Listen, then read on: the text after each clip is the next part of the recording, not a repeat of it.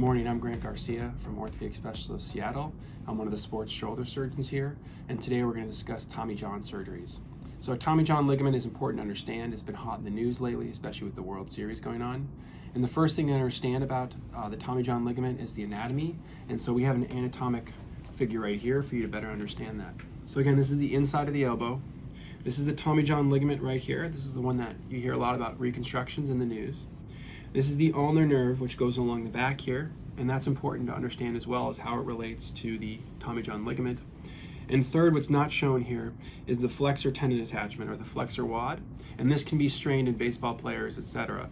And so these three pathologies, or these three parts of the anatomy, are important to understand because they all kind of come together, and they're part of our diagnosis to understand what's going on with the player's arm.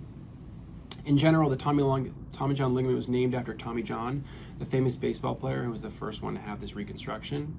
And before this, when players had this type of injury, there was no option for them, so they basically were done with baseball forever. It's important to understand there's two main types of people that get injured. One is the general population, and generally that's from an elbow dislocation or a traumatic injury horsing around with friends. And usually when this happens in the general population, we try to rest and rehab.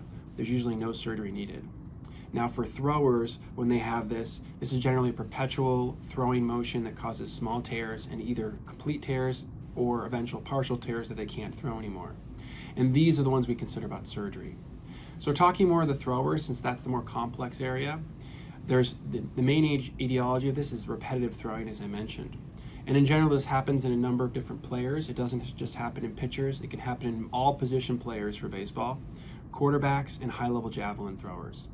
And again, it's important to understand the symptoms of this. Generally, the players describe it as elbow pain or pain that has a dead arm, and usually they're described as a loss of velocity or a loss of speed. In general, when I see these players, we consider an x-ray or physical exam first to see if they have an injury.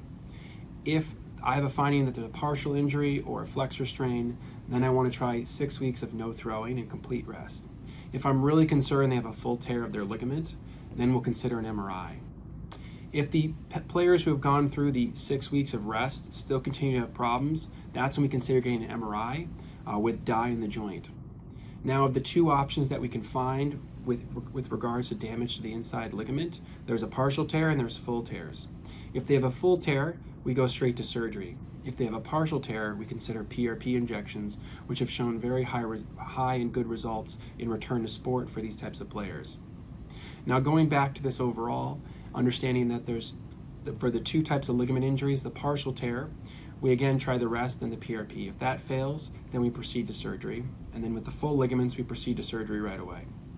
Now with regards to surgery, there's two main types of surgeries. The first surgery is the sort of original surgery, the Tommy John reconstruction, and this is mainly for full ligament tears in pitchers. So when they tear this ligament, we try to reconstruct it with a tendon from the patient's hamstring in their knee, or from their elbow or hand right here. This reconstruction does quite well with a 90% return to sport. The only negative of it is it's around a 12 to 18 month recovery. And this is really why we've invented the next technique, which we'll talk about, which is a repair with an internal brace. So for players that have partial injuries, who are not in the professional level, or for people who have a full tear that are quarterbacks or other levels of positions that are not pitchers, we try to repair the ligament and then back it up with this synthetic suture that's collagen impregnated, and that's called the internal brace. And this backup brace allows players to get back to sports in around 4 to 5 months of throwing, which is pretty impressive, and around 3 times faster than the reconstruction. Again, this has been revolutionary to playing baseball and to all these throwing sports, because we can get players back towards the end of the season if they injured at the beginning, which is an impressive statistic. In general, it's also important to understand that one of the complications of these surgeries is having numbness in your hands. So if players have numbness before they throw, we try to do what we call is moving the funny bone nerve or the ulnar nerve that I showed you in the anatomy, and that can prevent that complication and prevent people from having that numbness in throwing that they had before the surgery. Again, it's important to understand that throwers in general have a complex algorithm to diagnose their elbow pain.